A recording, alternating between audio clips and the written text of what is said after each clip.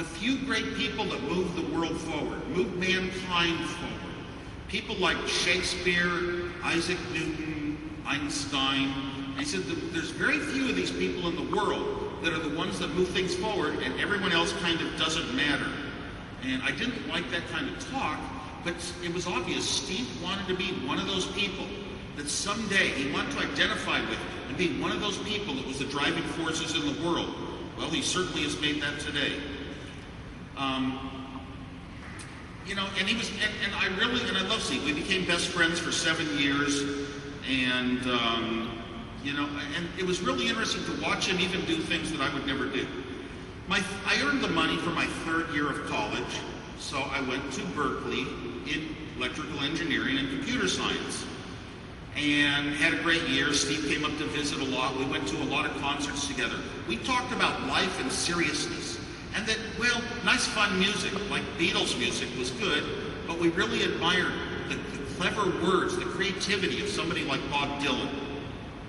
After that year at Berkeley, somehow, after a short time, the hottest gadget in the world, the hottest piece of electronics, consumer electronics, mathematics, science, engineering, was the Hewlett-Packard handheld calculator, the HP 35. The first time ever you didn't have to use a slide rule to calculate square roots and things like sines and cosines. The first time ever in your own hand, running on battery that had a long life, you could type numbers on a keyboard and see the answers. Such an amazing product. The first time you see something like that, it's like the world has changed forever.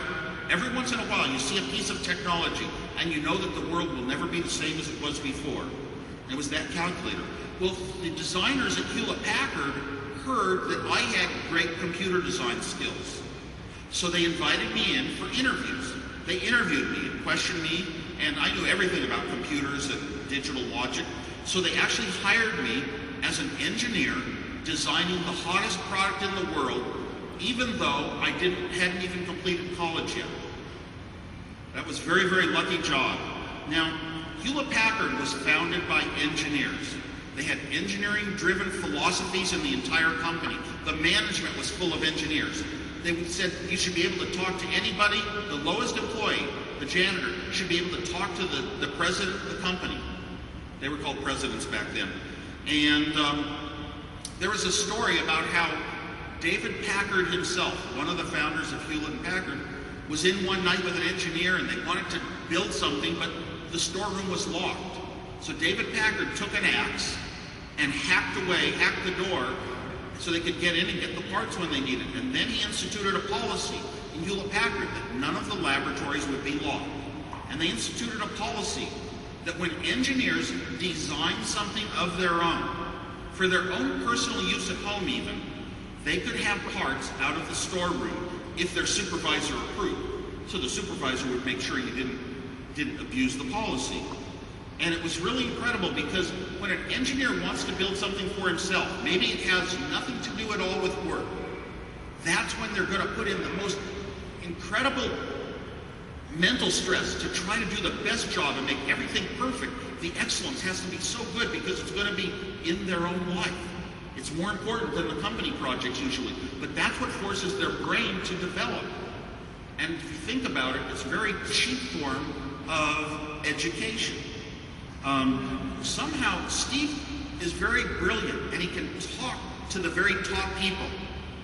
At a time, he actually phoned Bill Hewlett of Hewlett-Packard and said he wanted a summer job, and Bill Hewlett got him a summer job. He goes right to the top. Another thing, I walked into a bowling alley one day, and I saw the first video arcade game of my life. It was called Pong, by a new company named Atari. Atari, the only company that was building these arcade machines. And I looked at this Pong game, and I was mesmerized. I couldn't believe it. For me, the world changed that day. The world was going to go into a new phase of technology that would never come out of. And as I looked at the machine, I said, I could never afford anything. I had no money. But I looked at it and I said, I can build one of these. I was smart enough to design my own Pong game and put signals into my television at home. and put the signals in that would display paddles and balls. I knew how to do that. So I went and I built my own little Pong game with about 28 $1 chips. Very inexpensive, very easy to build. And I started showing it off to friends. Around that time, Steve Jobs came back from college. And I showed him my Pong game that I had built. What does he do? He runs down to the company Atari, which was located in the town I live in now, Los Gatos, California. And he applied and got a job there. That's the sort of person he is. When he sees something interesting, he wants to go in that direction. So he was at Atari, and I would come down once in a while to visit. Steve came to me one day and he said the owner of Atari Corporation, building these arcade games, wants a game design, but he wants you to do it. Because he's tired of his engineers designing games with 150 chips, 200 chips. They were getting too huge, too complex. And this owner of Atari knew that I designed things with very few chips. In fact, he had tried to hire me. And I told him, no, I'm going to work at Hewlett-Packard my entire life. I believe in engineers as the good people of the world. Hewlett-Packard is full of engineers. Engineers are respected in Hewlett-Packard, and I can be an engineer for life there. I will never leave Hewlett-Packard.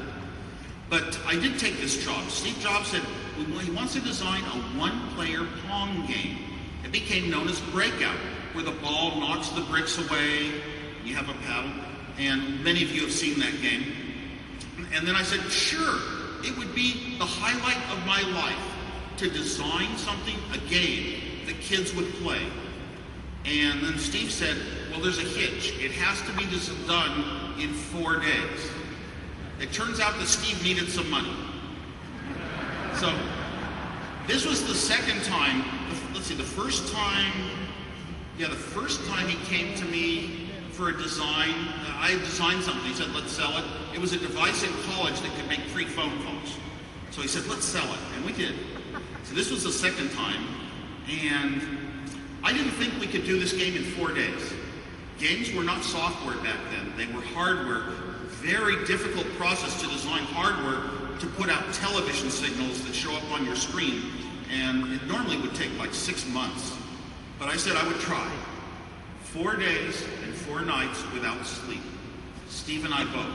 We both got the sleeping sickness, mononucleosis, but we delivered the game to Atari and got paid for it. My motivation was to design cool things and help them get to other people who wanted to change the world and make the world better. So I gave away my design that was going to become the Apple I computer. You could obviously say Apple does not own the Apple I to this day. I also gave away my code that I had written, and I told them, just build your own. You can get all the chips for a small amount of money, a couple $100, and you can build your own computer, and it's a great computer that has enough memory for a computer language that I'm writing. And Steve Jobs started coming down to the club, and he saw the interest in this machine. And Steve said, why don't we sell something? It sounds funny, but it takes a lot of that thinking of what are you going to do that's good for the world if you have something. Me, I just wanted to create it. But it really takes somebody like Steve Jobs that wants to find the way to get it to the world. He always said, you sell something small, like the terminal that we were selling, and you make a little bit of money, you get a little reputation. And with that, you invest it, you make something bigger, and you earn more money. And then you can get even more money off that, build bigger and bigger things, and eventually you have a big company that is meaningful in the world. Well, he said, let's start by selling a PC board that makes assembly of your computer easy and quick.